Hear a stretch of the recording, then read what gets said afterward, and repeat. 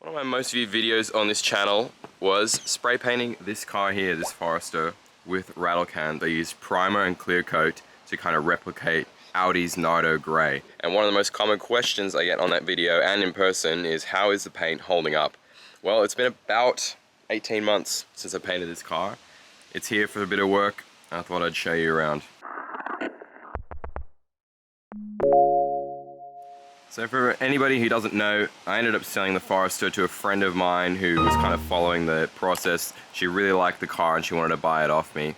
And we kind of worked out a price between what I was getting offered on the market and mates rates, because she did want to kind of support the profit venture. But as part of the deal, I kind of said, all right, well, I'll help you maintain it for as long as you own it. It's back for a couple things before its next rego check. And so we're going to be working on that. Sam's going to help because my arm doesn't work.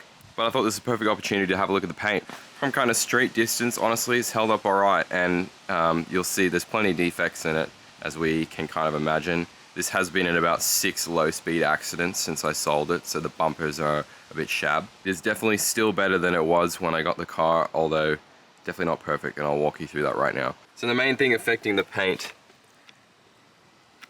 is visible right here. The clear coat's cracking in a lot of places. Now, why is that?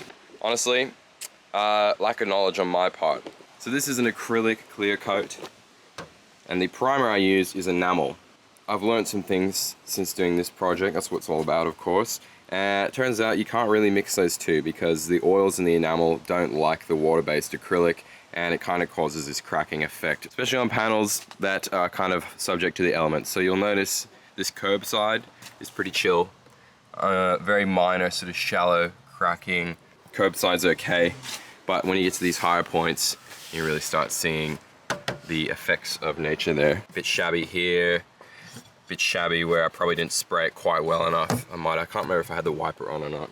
But definitely the worst panel is the street side, so a lot of built up residue of fuel there. That might come off. I'm gonna wash this car, so that could help.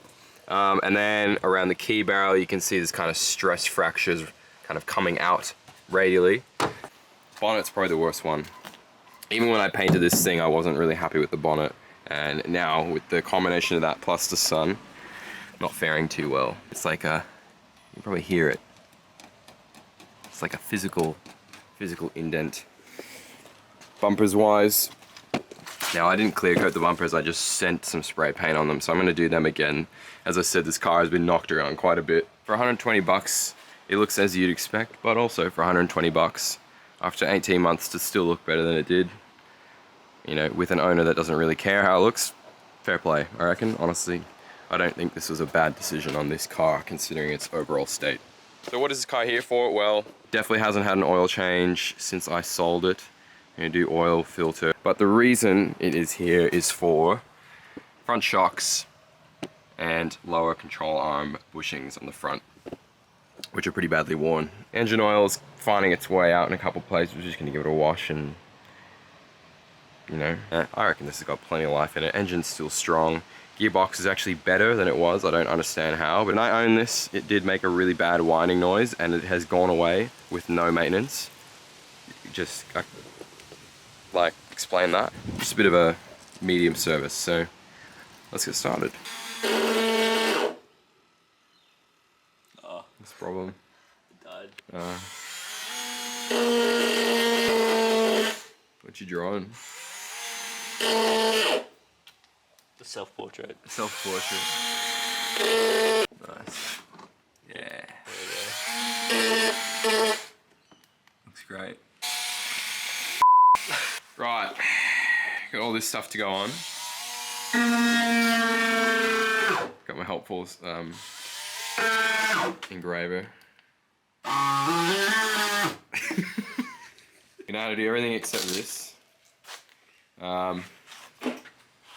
Foz. Sam, you're right. Ow! Just like that. It's a bit juicy. It's gonna be 2 bolts, a couple of the hoses, 3 at the top. It should just come out, and then control arm we'll figure out. Okay, shock. Take shock out first, I reckon.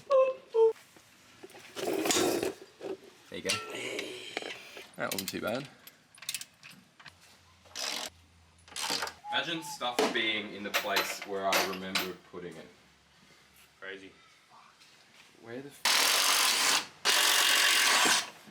There you go. Shock absorber. And there you go. Dugga GoPro stick. POV. Alright, shit's gonna fall.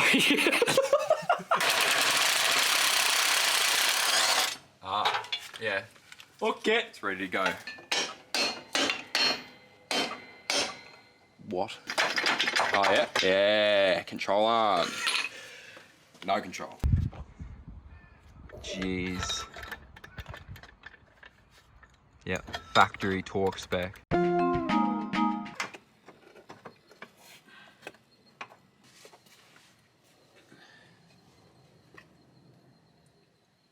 Do you know it'd be sick? What? If you like helped.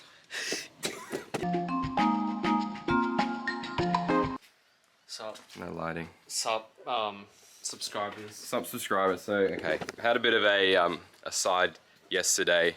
Basically, Sam and I got to like emotionally unstable. We got everything done under the car, but we didn't film it because this ran out of battery and we ran out of effort. Got Pat's Subaru now, and just a couple finishing touches on this here FOD. So you cannot see. I apologise, but control arms, bushings, all done.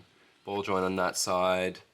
Feel like we did something else. Doesn't sound very impressive. Doing a quick oil change. It's just at this point in its life where I'm not going to buy new oil for it. I have the exact right amount spare of these 3 full synthetic tubs. 530, 1040, and 540. So it's going to be about a 737 blend.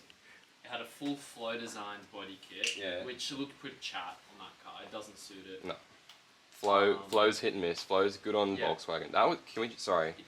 Can we appreciate that pour for a second? I just sent that in. Dude. Alright, anyway, Too so much experience with fluids. what were you saying? What did you say? Too much experience with fluids. Yeah, I'm experienced with fluids.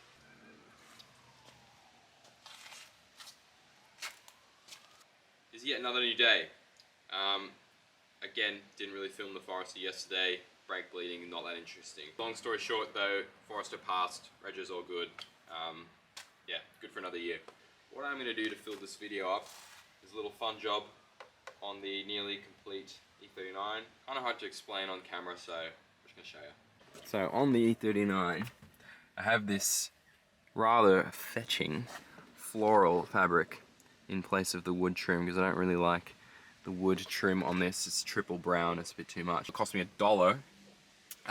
But on the front, what I'm going to do is put some white LEDs behind and then drill some strategic holes in the panel. Just put the fabric back on and it's going to be sort of a starry night Rolls-Royce ghost effect.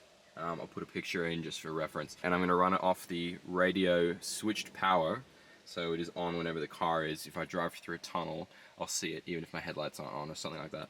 Although normally my headlights are on if I drive through a tunnel, but you get the gist.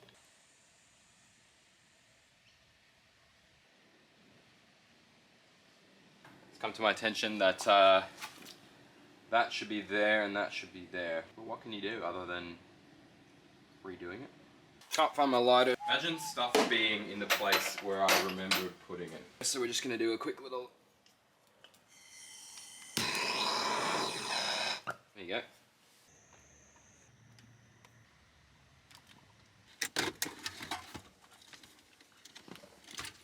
Wired in, wired. I've chucked some screws in.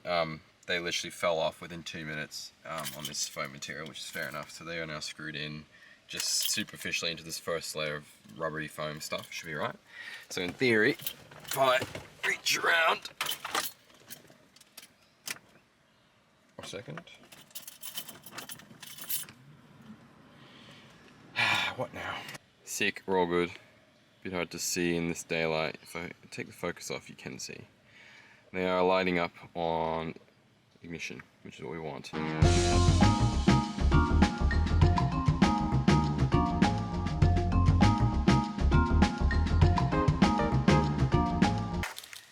There you go. Sick.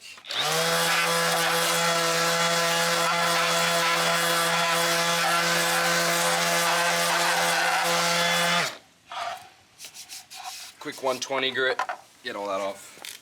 Wrap it, install it, love it.